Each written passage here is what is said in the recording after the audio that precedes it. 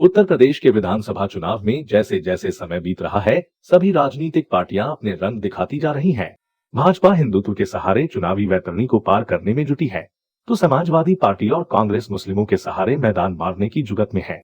कांग्रेस ने बरेली के आला हजरत खानदान से जुड़े मुस्लिम नेता मौलाना तौकीर का साथ लिया है।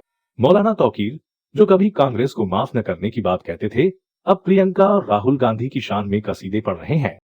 वहीं समाजवादी पार्टी ने सोमवार को 159 प्रत्याशियों की लिस्ट जारी की है। उसमें सपा ने अपना पुराना फार्मूला यानी मुस्लिम यादव फार्मूला ही इस बार भी अपनाया है। सपा की पहली लिस्ट से तो यही प्रतीत होता है। समाजवादी पार्टी ने 159 लोगों की अपनी पहली लिस्ट में 30 मुस्लिम और 18 यादव चेहरों को उम्मीदवार बनाया है। इसके अलावा 22 अन्य पिछड़े वर्ग के लोगों को टिकट दिया है। इनमें 7 कुर्मी, 4 निषाद, 4 गुर्जर और 7 जाटों को प्रत्याशी बनाया है। 11 महिलाएं भी इस सूची में शामिल हैं। सपा ने छोटे दलों को अपना चुनाव चिन्ह दिया है। इनमें प्रस्पा और महान दल भी शामिल है। महान दल के प्रमुख केशव देव मौर्य की बेटी सुमन मौर्य फर्रुखाबाद से सपा के चुनाव चिन्ह पर चुनाव लड़ेंगी। साथ ही प्रस्पा प्रमुख और अखिलेश यादव के चाचा शिवपाल यादव भी साइकिल पर ही वोट मांगेंगे। समाजवादी पार्टी की मुस्लिम राजनीति का केंद्र है रामपुर से सांसद आजम खान अब की बार रामपुर सीट से विधायकी के उम्मीदवार है। वह विभिन्न मामलों में सीतापुर जेल में बंद है। आजम खान ने विधानसभा चुनाव के लिए नामांकन पत्र दाखिल करने के लिए कोर्ट से अनुमति मांगी थी। इस पर एमपी-एमएलए कोर्ट में सुनवाई हुई। कोर्ट उन्हें जेल से नामांकन दाखिल करने की अनुमति दे दी है। सपा सांसद आजम खान 23 माह से सीतापुर जेल में बंद है। उनके खिलाफ अलग अलग थानों में करीब 100 मुकदमे दर्ज हैं, जो न्यायालय में विचाराधीन है।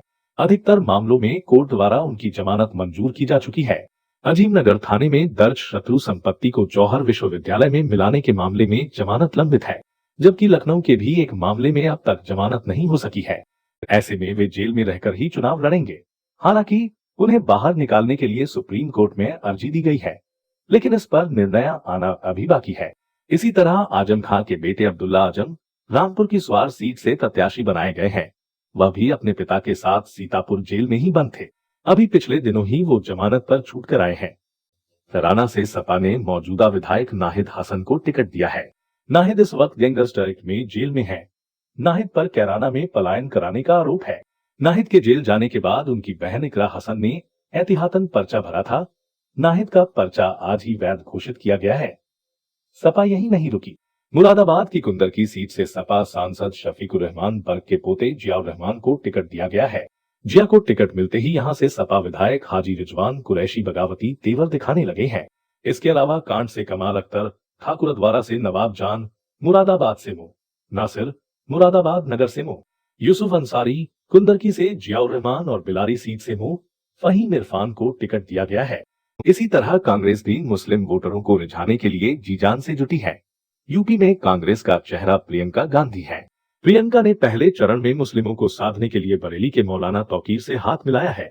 हालांकि मौलाना तौकीर पहले कांग्रेस को कभी माफ न करने की बात कहते थे, लेकिन अब प्रियंका और राहुल गांधी को सच्चा सेकुलर बताते नहीं थक रहे हैं। अब मौलाना तौकीर भले ही कांग्रेस के लड़ सकती हूँ अभियान की तारीफ कर रहे हो, लेकिन उनके ही परिवार की बहू निदा खान ने उन्हें महिला विरोधी बता रही है। खैर, जो भी हो, कौन हारेगा और कौन होगा मुख्यमंत्री की कुर्सी का हकदार, ये चुनाव परिणाम तय करेंगे। तक सबकी ढपली देखिए और सुनिए सबके राग।